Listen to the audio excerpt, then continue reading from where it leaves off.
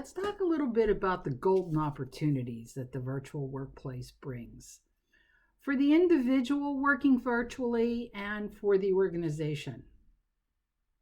Part of this depends on the organization being willing to offer feedback to that individual almost constantly.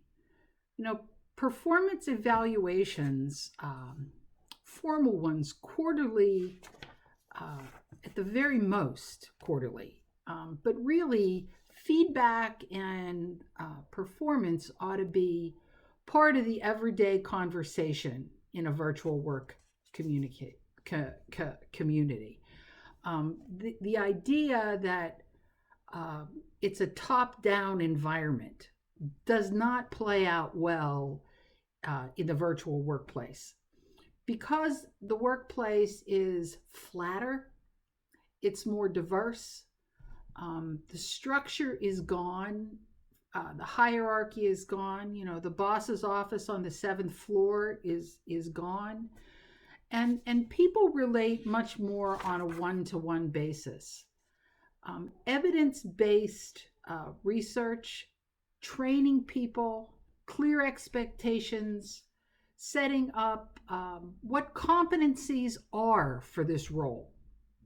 What do you expect people to do? How do you expect them to demonstrate what good performance is all about? It all starts with the assumption that people can be trusted, that people do what they think is expected of them. And they really want to do a really good job. They want to do their very best.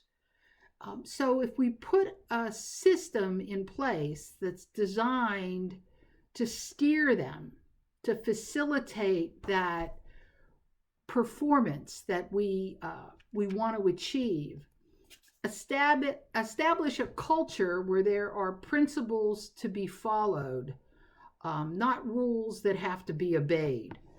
A simple performance guideline that everybody agrees to. The worker agrees, the management agrees, the people above and below agree, and to make sure that there's a certain amount of transparency, that everybody understands what good looks like, and that they agree to it. And that there's a rhythm, there's a cadence, there's a certain routine to working virtually. Let's take a look at performance and opportunities in the virtual workplace. The virtual environments are kind of like a Rubik's Cube. Things can be the same or they can be different. You can have two people in a conference room talking to somebody halfway around the globe in a different time and with a different organization. Things are always moving. They're always changing. And because of this environment, we need to look at performance and the opportunities it presents a little differently. There are golden opportunities out here.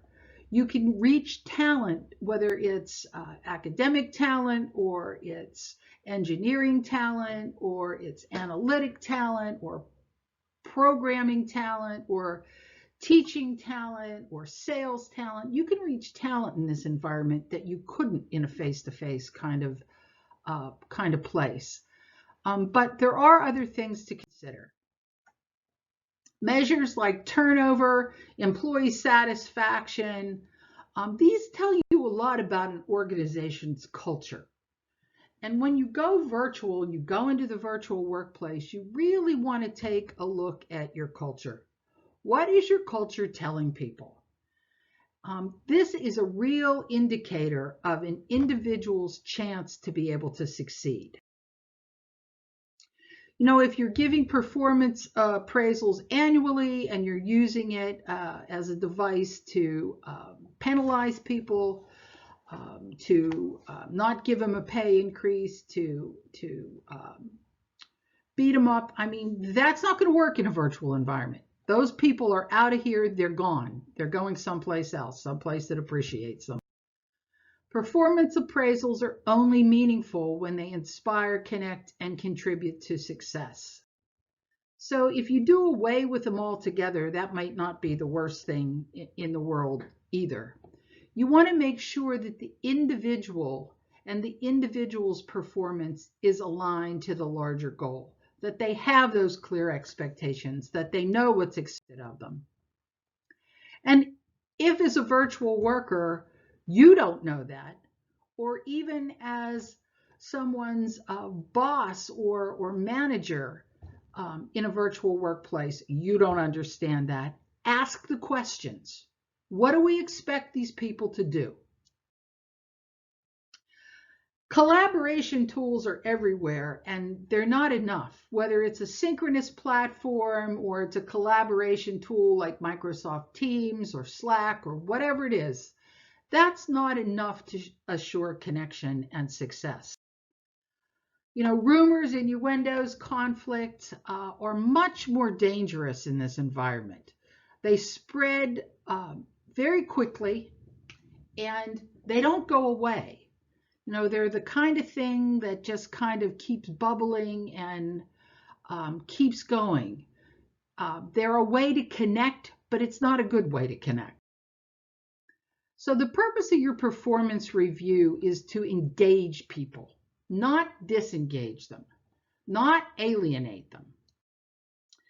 And again, you'll know when people are frustrated, disillusioned, and detached. You can tell in the virtual environment as well as you could tell in the office. They must be based on mutual trust and agreement. Everybody has to agree that this is okay, that this is what I'm expected to do, and that I'm capable of meeting those expectations. So continuing connection, constant feedback, positive, supportive feedback, pretty much, I would say, if not every day, a few times a week anyway, is very important. From supervisors, from managers, and from peers. Again, the virtual workplace is not about how many different technologies we can throw at people. It's about people. Here's my book, Leading and Inspiring and Measuring Performance in the Virtual World. It's all about touch points. How do you reach out? How do you touch people? How do you connect with people? How do you let people know they belong? Thank you.